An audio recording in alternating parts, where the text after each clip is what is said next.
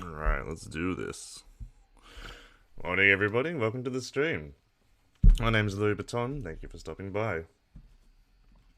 Today, it's going to be a little bit of a quicker one. I've got class in a couple of hours, so I don't have a whole lot of time, but we've got enough time to take a look at something. Take a look at something stupid in the world. And yeah, and hopefully have a laugh, but I doubt it.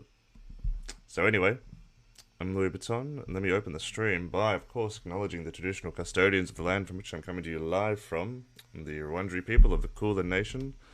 I'd like to pay my respects to their elders, past, present, and emerging, and welcome any and all Indigenous people joining us today. So, apologies, I'm still not 100% best of health. I would avoid coughing or sniffing into the microphone. But yeah, it's I've just woken up, so I need a bit of time just to get everything warmed up. But anyway, I don't know, not a whole lot has gone on since last night. I don't know, I streamed last night and nothing really has happened in the news since then. Yeah. Happy Trans Day of Visibility to the American trans, or the Northern Hemisphere trans community. Talked a little bit about that last night when it was Trans Day of Visibility in Australia. I'm sure that the trans people in Arkansas feel pretty goddamn visible right now, with laws restricting trans youth from accessing healthcare. That's cool. And just a reminder, the same week that Arkansas introduced that bill, Rachel Levine was confirmed as the first open transgender member in the US federal government, so thanks for that, US. So yeah. And it's hilarious to think that there's people out there right now who say that trans people aren't being persecuted. Yeah. Real cool. Real cool civil democracy, America. Very cool liberal democracy. I mean, I don't know. I'm a big fan of the Enlightenment values. I'm a big fan of liberalism. It's got some cool stuff. Egalitarianism, rule of law, democracy, fraternity. Yeah, pretty cool.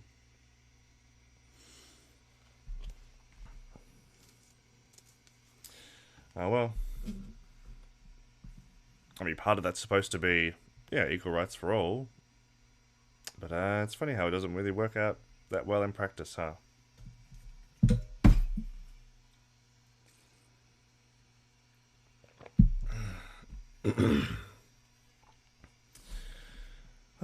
So, anyway,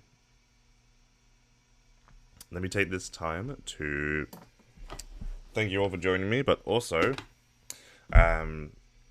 do a little bit of shilling. So I stream on both YouTube and Twitch. I do prepared content over on my YouTube channel.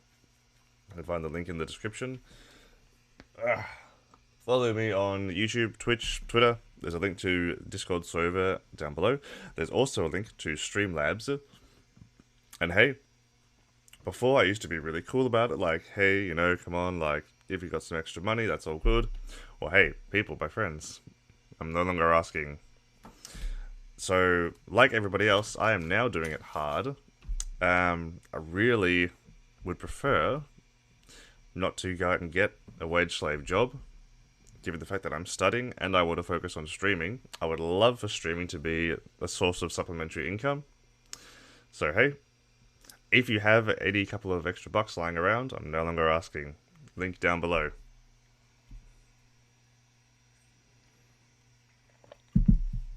It'd be nice to pay my rent. And hey, I want to make ramen this week.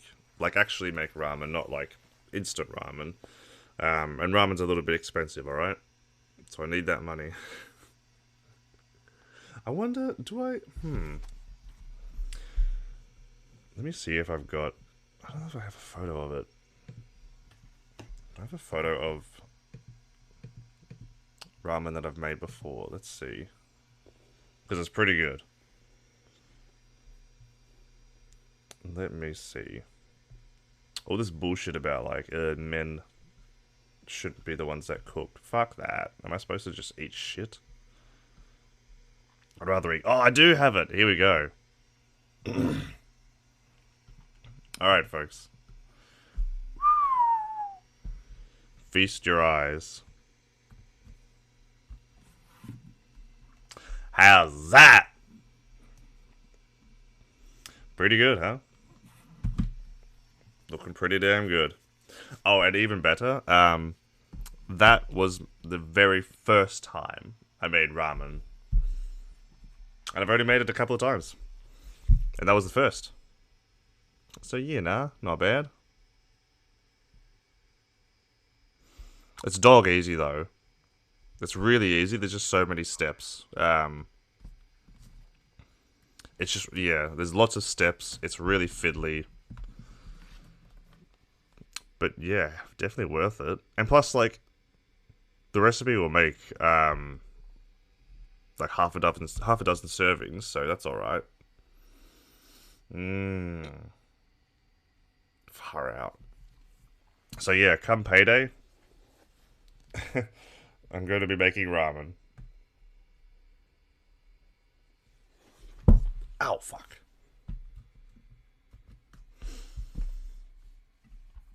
So yeah, fuck that bullshit about, like, men can't cook it. Was it? I think it was in a ContraPoint's video when she showed a clip from Roosh the douche. You might remember gained notoriety a few years back for basically being, like, pro-rape. That was, like, a right he wanted to give men, or advocated for. And in the clip, he's talking about baking bread, and he's clearly invested in this. He's clearly enjoys the process, because, I mean, cooking is a lot of fun. But he has, like, in this video, he has to justify it to himself, most of all. Some of his male audience, but mostly just himself. He has to justify how baking this bread, it isn't cooking, alright? Cooking is a woman's work, but that's not what he's doing, alright? He's not cooking, he's making science. It's chemistry. It's chemistry, the formula of bringing the ingredients of the bread together, which is why it's not cooking, it's chemistry. It's like, mate, just calm down and cook. Seriously. Gender's so fucking dumb. What, gender says that a man can't cook? Or a man shouldn't cook? Fuck that. Like, I live on my own. Am I supposed to just what? Just not have any cooking skills and just eat toast and instant ramen? Like, come the fuck on. Or what? Like, what's the alternative? I'm supposed to just, like, live with my parents? Just live with my mother until I'm married? What the fuck?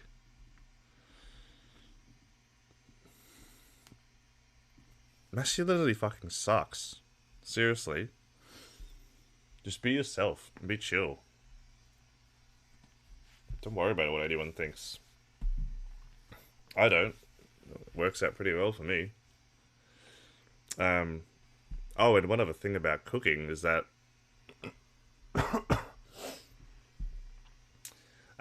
chicks love a guy that can cook. If you've got some even moderately creative dishes under your belt, as long as it's not like, you know, steak and chips, but as long as it's like, it doesn't have to be, you know, duck à l'orange or something, but if you've got something like ramen, then yeah, like, you're gonna go up by a few points, right? Based on that alone.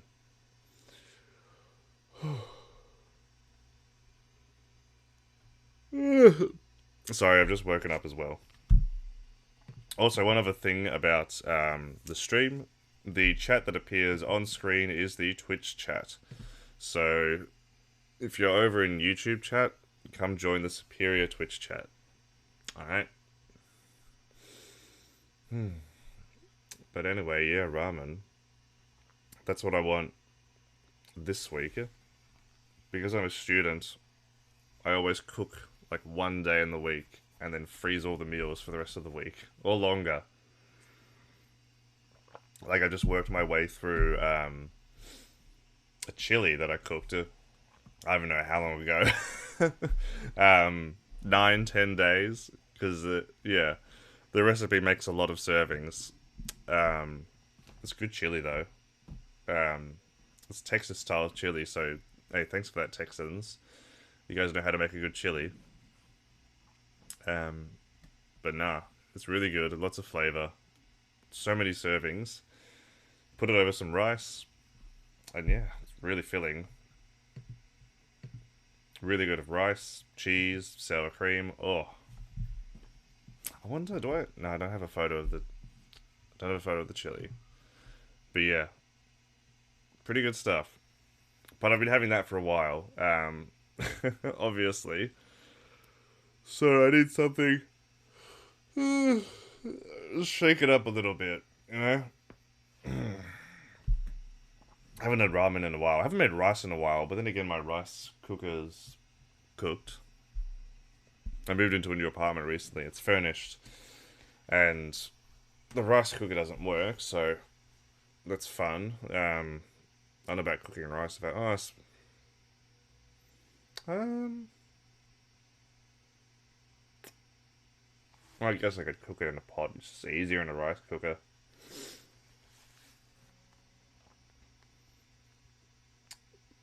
But yeah, after ramen, I'll see about making rice. Like when I've actually used all the ramen. But yeah, that's the style. That's the, I guess, that's my MO as a poor student. You know, make cheap, good meals and make enough for a week. It goes back to when I was working full time. When I was working full time, I would work 60 hours a week.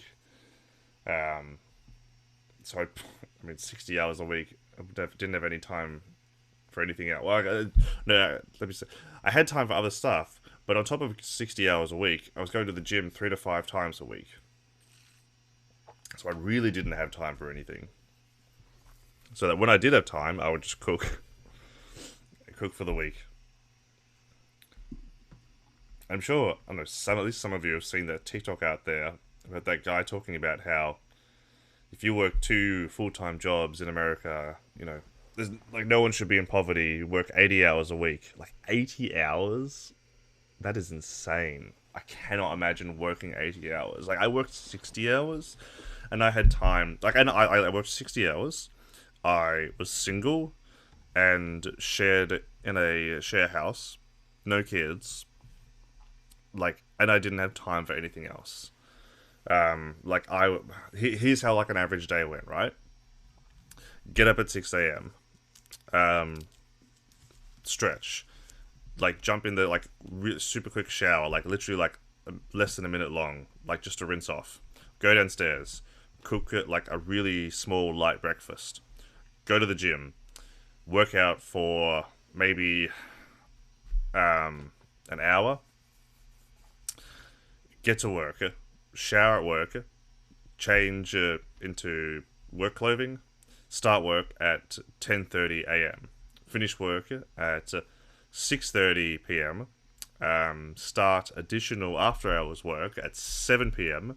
Finish work for good at 9 p.m. Home by 9:30 p.m. and in bed by 10. That's how my average day was. Like, I had time for nothing else. Like, sure, you could work 80 hours if you, I suppose, didn't go to the gym, and also worked on that one free day. And, like, that was 10 hours of work, 6 days a week. So, Sunday through to Friday. I didn't work on Saturday. I didn't work on Saturday. I still go to the gym on Saturday. But Saturday would be like my cooking day. Saturday would be my laundry day. Saturday would be like the day that I'd go out on dates. Just because I had like no other time, nothing. So I can't imagine working fucking 80 hours a week.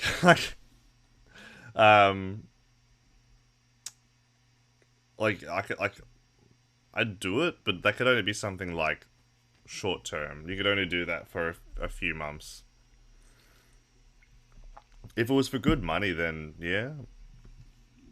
And plus, like I really know how to manage time, like in terms, like cooking one day and then freezing all the meals. If I wasn't studying, then yeah, I could probably do 80 hours. And probably would if like the money was good, just like a temporary thing. But no one can keep that up long term. In that TikTok, that guy's talking about doing it and then like buying an investment property. Like that's years. And he also talked about shit like if you save money by living with parents. Fuck off.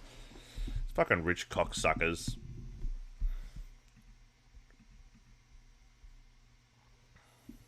It's so bullshit. It's the inherited wealth argument again. It's so boring.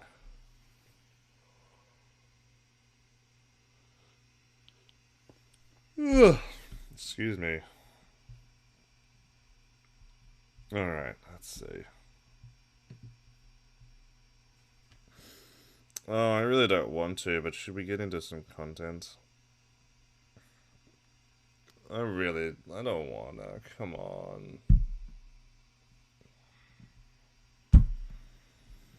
Far out, man. I mean, at least it won't be as painful as last night. Last night, I streamed Ben Shapiro ranking US presidents and making my own tier list alongside him, and man, that was just pain. That was just, oh god.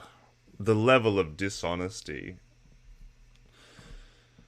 The dishonesty demonstrated by that man in that video, just the flat out lying. Far out. He put George Bush Jr. as B. I'm pretty sure. A B tier president.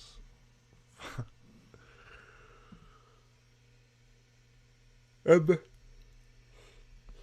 the parts where we did agree on, like parts where he put the right presidents in the F category, he didn't put them there for the right reasons.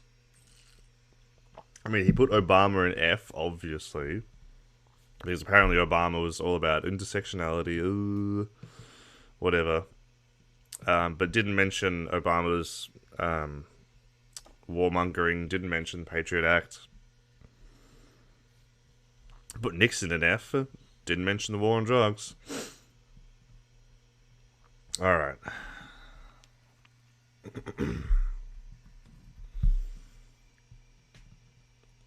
Alright, let's see about getting into some content. Before we do, if you're enjoying me ranting on the stream, then hey, you can subscribe to me on YouTube, follow me on Twitch, follow me on Twitter, and join the Discord down below. There's also a link to Streamlabs. I would very much like it. If you would donate, I would very much like to make ramen this week, and ramen costs money. And also I need to pay my rent, so please help out with that. Also, the chat that appears on screen is the Twitch chat, so hey, feel free to chime in at any time. I love going back and forth with the audience. I love doing a stream with a audience full of conservatives. It's always very fun. We have a good time. Alright, so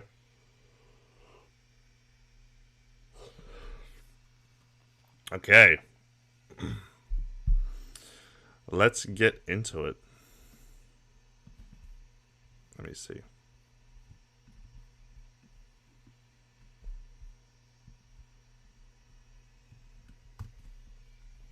So, this is one I wanted to talk about today. Amala Ekpunyobi. Probably didn't pronounce that right. I'm sorry. PragerU's. Oh, look at who's in the suggested followers. Yes, you may like. Yeah, I don't think so. So, oh no, it's just there we go. So, now Amala, as you may have already seen a little bit on YouTube or Twitter, Marla is the latest PragerU recruit, and a less charitable person might say the latest turncoat. Unfortunately, I am a less charitable person. So Amala is getting on the Candace Owens style grift about being somebody who's left the left and someone who's critical about racial issues in America. Now, let me be very clear about that wording. The term grifter is thrown around too much, to the point where it's just a meaningless word at this point. When I say grifter, I mean somebody who is insincere in their beliefs, but who advocates for them for financial gain. So somebody like Amala, somebody like Isaac Butterfield,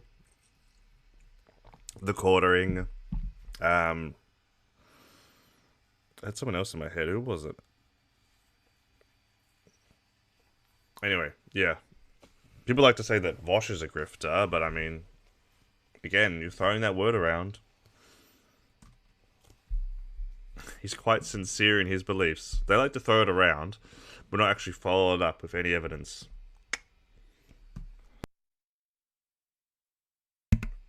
Alright, so I've been seeing these little bits around my timeline, so we're going to take a look at some. Just hear what she's got to say. Capitalism is not racist. Wrong. Hashtag conservative. Hashtag we got a country to save. Hashtag racism. Alright. Someone has been reading Thomas Sowell. Let's see. Oof. Oof.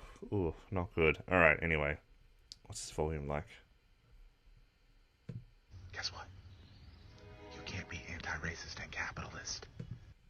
I mean, very true. Very true. Anyway, there were subtitles anyway. Now, I'm sure she's going to disagree.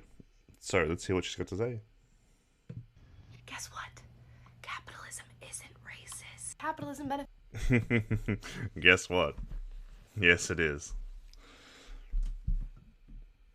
Everybody. And you mentioned exploitation. I just wanted to clear up that the exchange of labor for money is by no means exploitation. Capitalism in itself is actually an active deterrent against racism and discrimination. Don't believe me? Let's take a trip back. So from 1940... Okay, let's... Well, okay. Ooh, we got a little bit to break down, and we're not even halfway in, okay? So, let's go right back to the start. So, you can't be anti-racist and be capitalist. Alright. What does that mean? Why is capitalism racist? Now, the theory itself of capitalist economics, sure, it does not explicitly say to be racist in your business doings. That's fine. However, in practice, it's a little different. Capitalism needs an underclass to function. The nature of how capitalism functions, this economic system, requires the establishment of an underclass.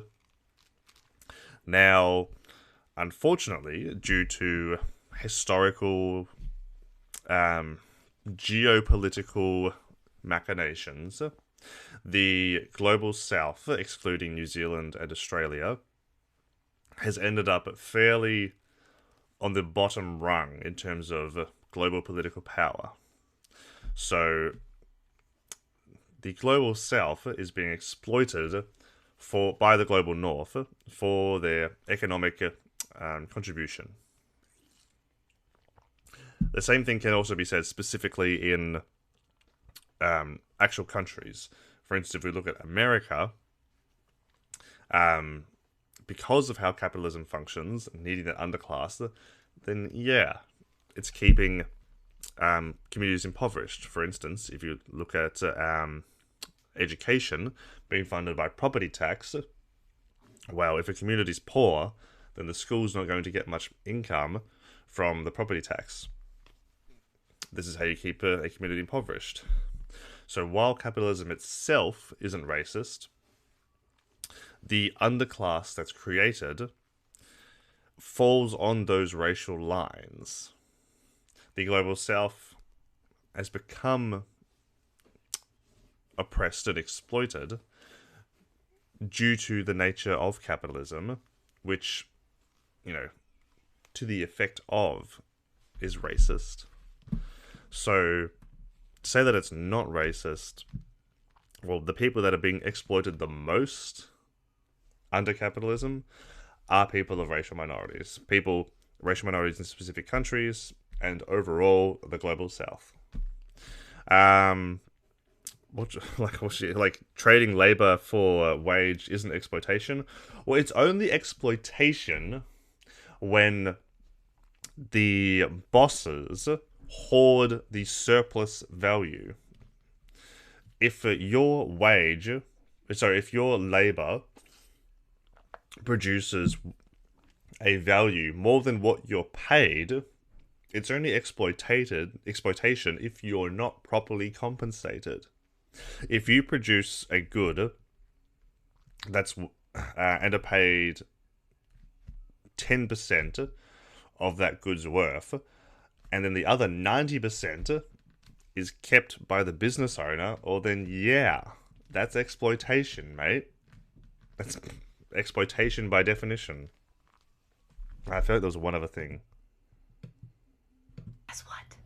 Capitalism isn't racist. Capitalism benefits everybody. Oh, okay. No, it doesn't benefit everyone. Like, there's a need for an underclass. There's a need for a class to be exploited under capitalism. It doesn't benefit everyone. When you mention exploitation, I just wanted to clear up that the exchange of labor for money is by no means exploitation. Capitalism in itself is actually an active deterrent against racism and discrimination. No, it's not. It's not. I mean, just look at how much we rely on Thailand, Bangladesh, and poorer countries in the global south who work in horrible conditions to produce goods that we buy cheap over here. Like, that's absolutely exploitation. That's absolutely racist. Again, I'm sorry, capitalist theory isn't racist, but how it's worked out has been on racial lines.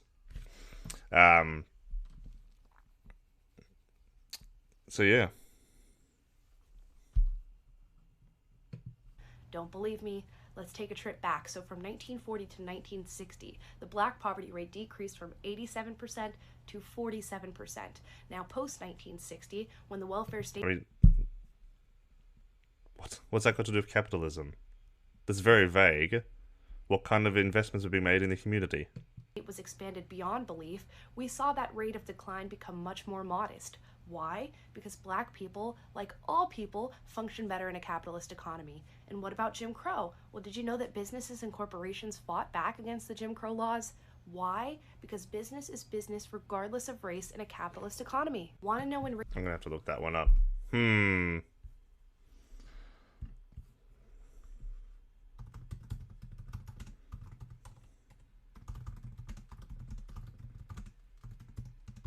I've never heard of that before.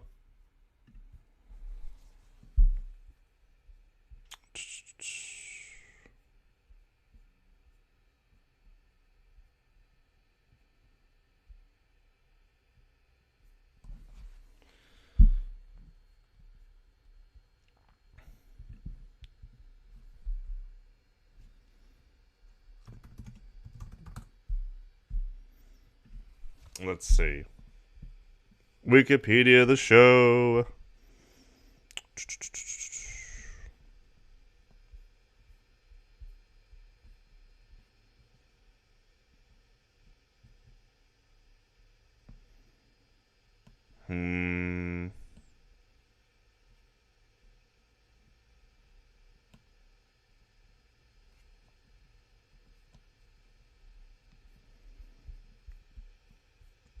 I don't know.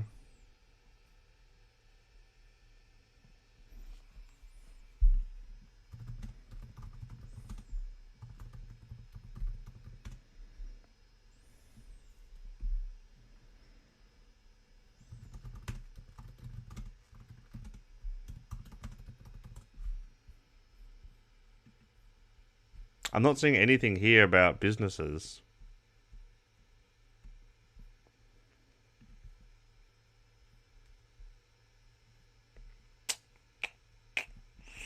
I don't know. I just have to say that, I don't know, maybe she's lying. Racism really rears its ugly head? It's when we start talking about socialist policies and elevated minimum wages, and I'd be happy to break that down for you at any time. Guess what? Socialist policies equal racism. Oh, she means racism against white people. Okay, it's pretty dumb. What annoyed me most of all is that bit about exploitation. Like, it is undeniable that it's an exploitative system. I'm sure you're all familiar with coconut economics. It's unequivocally a system of exploitation. It exists to exploit labor. If you're not properly compensated for what you're worth, that is exploitation. It doesn't matter if you're paid a wage. If you're paid $100 for a good that's worth $1,000, then you have not been properly compensated.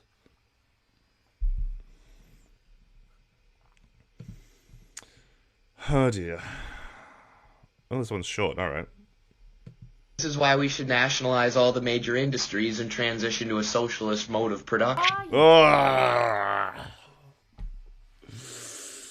See, I would even break this one down before I hear what she's got to say. So, no, socialism is not when you nationalize all products, you fucking dumb tanky. Ugh. My friends, I'm about as far left as you can go, and I am very anti-national industry. There's some industries that should be nationalized, but everyone? I mean, look, some ones like transport, healthcare, sure, that's fine. But every other mode of industry, fuck off, fuck right off, and stay fucked off. Just make the workplace democratic. Simple. Alright, what's she got to say? Also, is she... How loud is this? I feel like it's really quiet. Don't believe me? Let's take a trip back. So from 1940 to 1960, the black poverty rate decreased from 87% to 47%. Now post-1960, when the welfare... Let me play around.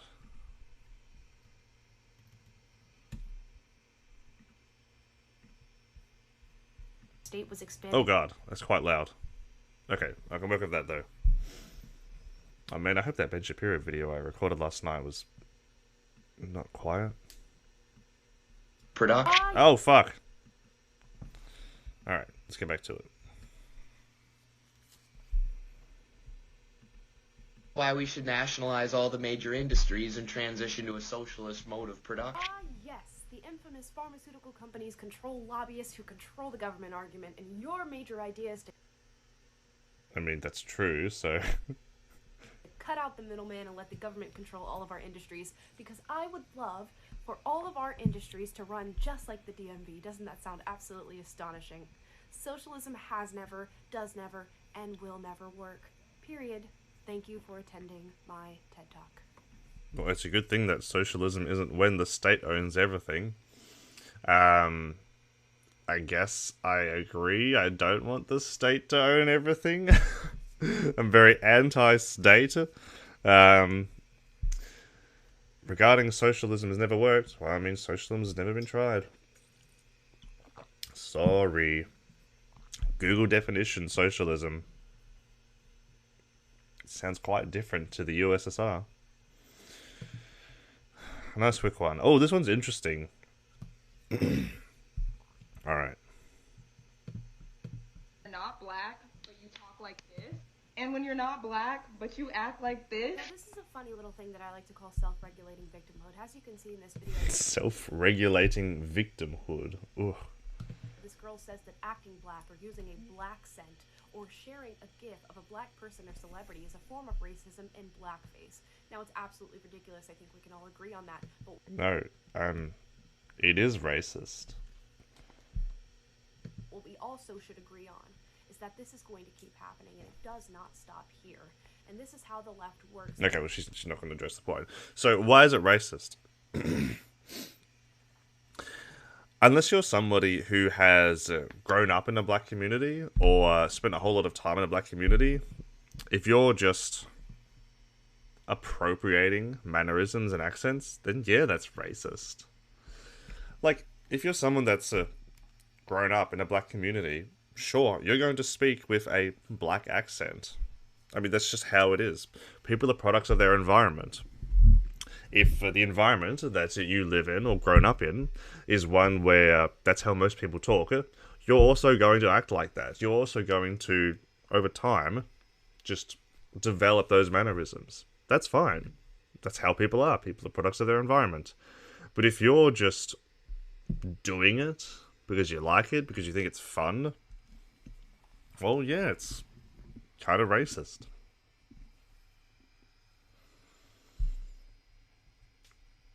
Anyway, so tell us why the left is wrong. They will always find something to be angry about. And this form of equity or equality that they keep preaching and talking about, it's not going to be achievable, even though it has already been done. Black people have the same rights and privileges that every other demographic have in this country. Yet they sit and they tell you that... Well, hang on. It's never going to be done, but it's already been done? Fuck me. How do conservatives eat this up? It's so fucking dumb. themselves that they are victims. And that's where self-regulating victimhood comes from. Because if you can convince a demographic of people that they are a victim, they will preach it till the day they die. And they will always find a way to label themselves as such. And talking about, like, ways to get angry about? Hell yeah. Since you're a leftist, you think a lot of right-wingers are grifters, right? Yeah, a lot of people are, I mean, like, the only people that are on the right, well, actually, I did a segment of it a while back. Not the only people, but, like, the main people on the left are either grifters, people that lie about their beliefs for money, genuine believers, which are probably the most terrifying, people like, in that debate on Eliza Schiffer's channel, Karen Witzicki and Marjorie Taylor Greene, people like that, terrifying. And then, like, lost souls, people like Karolin Borisenko, you know, people that have become disillusioned and think that the right is the way to go, when in actual fact, yeah, the right's not very good about, well, anything, really. So, in answer to your question, yeah, sure. A lot of people on the right are grifters. A lot of people are just lying for money. Because there's a market there. I mean, Isaac Butterfield has talked about how he doesn't... like, he talks about the stuff he does because he knows that it's popular. He knows that it'll get him views, it'll get him clicks, it'll make him money. He talks about culture war bullshit because he knows that it's hot stuff. Easy money.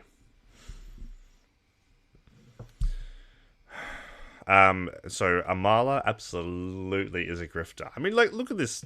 Like, come on, like, anyone believe that someone that looks like this is right wing with this massive tattoo? Come on, absolute degeneracy. Okay, weirdly specific things I consider red flags in men. What are some weirdly specific Oops, hang on. There we go. things that you consider to be red flags in men? Oh, I've got this. Oh, let's 1, break it down. he's a gender studies major. 2, Hey, what have you got against gender studies majors? I mean, I'm not, but still. I'm sociology, which is the next best thing. his nails look like this. What the fuck's wrong with that? He's not allowed to look good? What an asshole. Fuck you. Bullshit about, oh, men can't express themselves, men can't be feminine. Fuck off.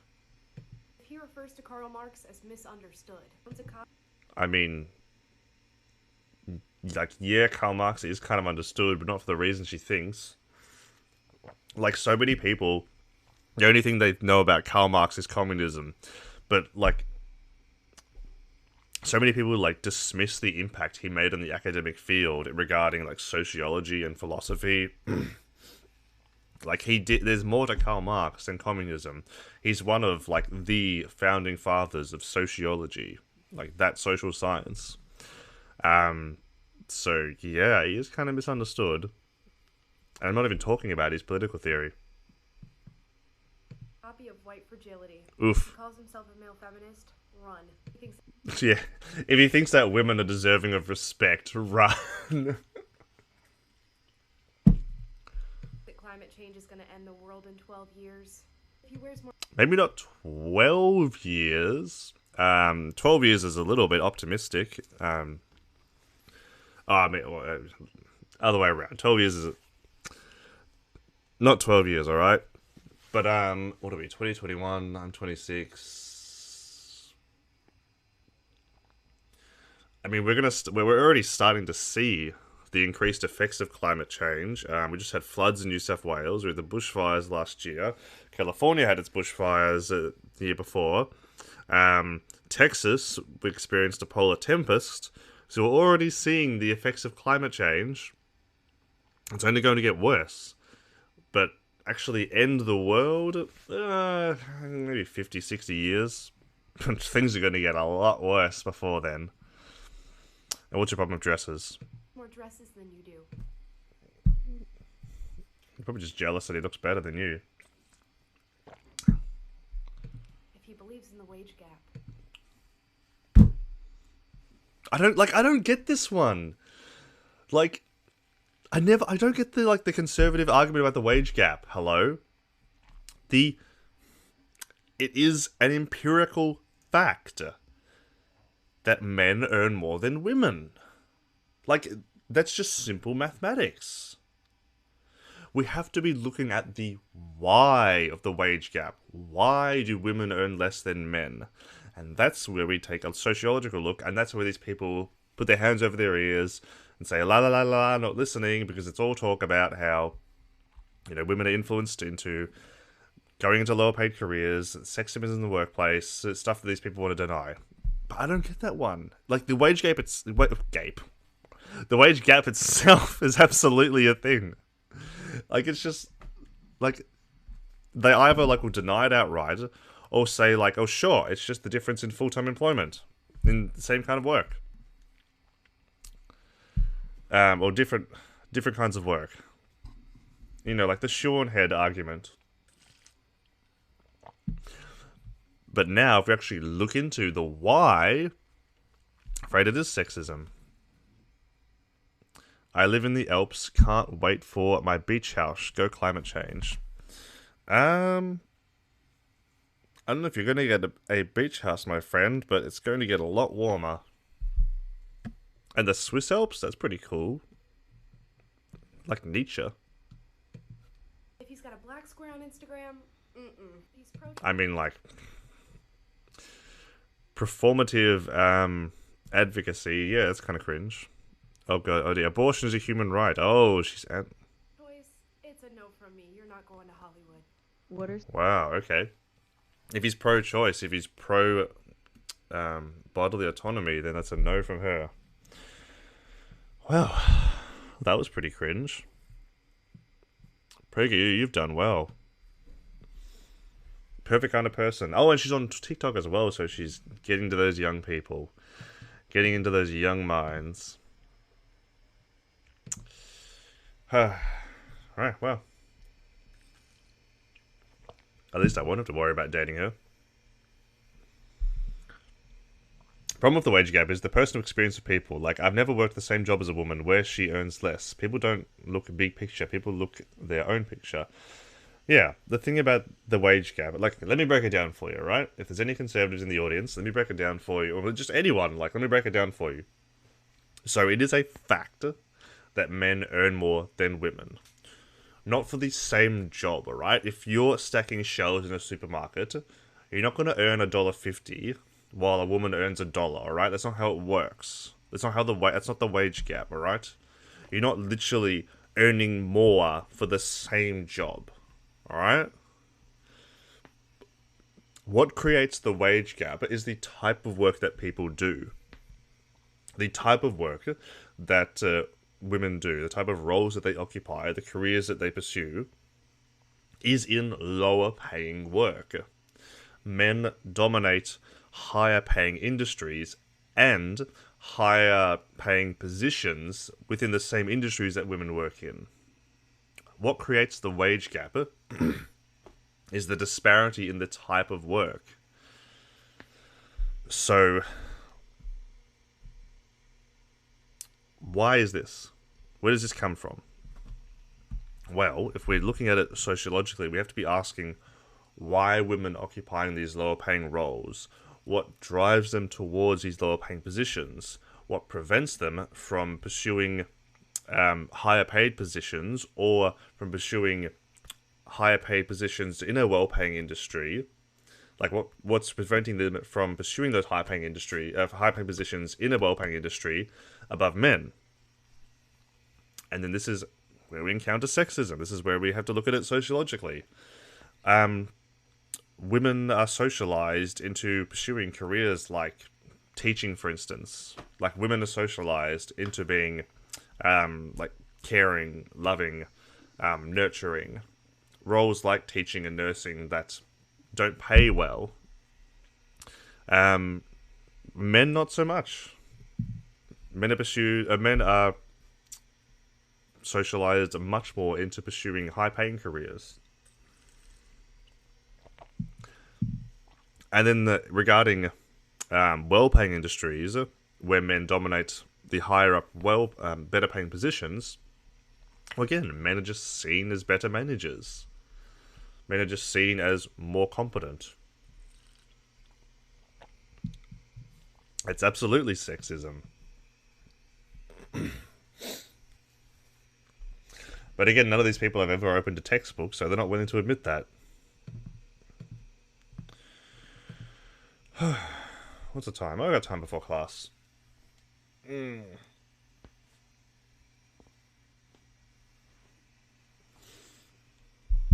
Fucking conservatives. You know, the other day in politics... Oh, Jesus Christ. What was that? Hey, Red Watch. Welcome to the party. And hey, if all of you are watching enjoy the stream, then you can subscribe to me on YouTube, you can follow me on Twitch, follow me on Twitter, and join us in the Discord server. There's also a link to Streamlabs down below. If you're feeling so generous, I would like to be able to pay my rent, and I also need money to buy the ingredients for ramen this week. I showed it earlier, but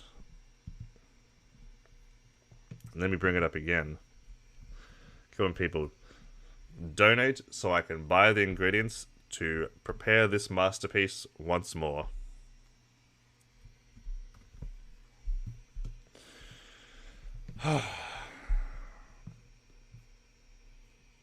Bloody conservatives. Oh, makes me so mad. I'm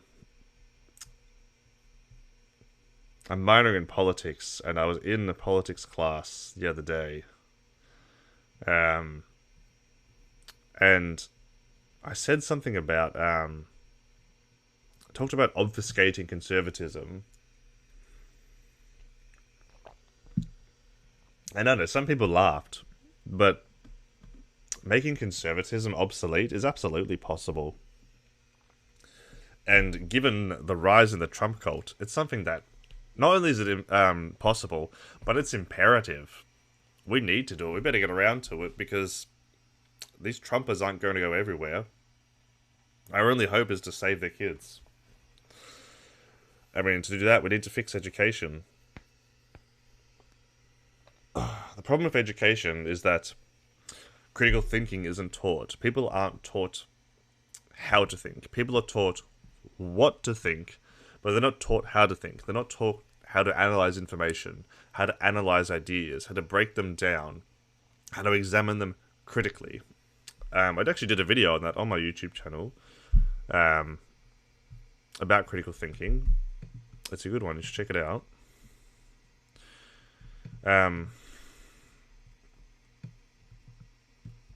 But yeah, if we just teach people the skills that they need to break down information, then no problem. Because no one would be if people knew how to critically think, critically analyze information, then no one would be a conservative. The reason we have conservatives is because people like that don't know how to think. They can't properly break down information, they can't properly analyze it. When they're confronted with information that challenges their worldview, challenges their narrative, they just switch on their groupthink, go to all their pre-prepared conservative talking points. That's really sad.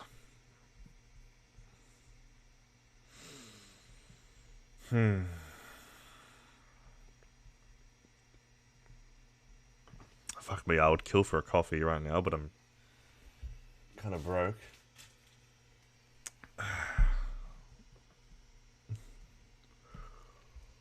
Oh, well. I don't have anything else to cover. I don't know, if does anybody have any hot takes they want to throw out? Otherwise, we might see about finishing up. Come on, surely someone's got something.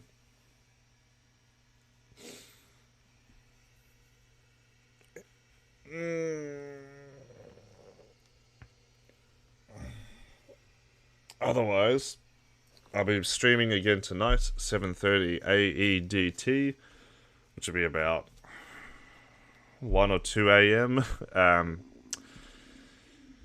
Pacific time.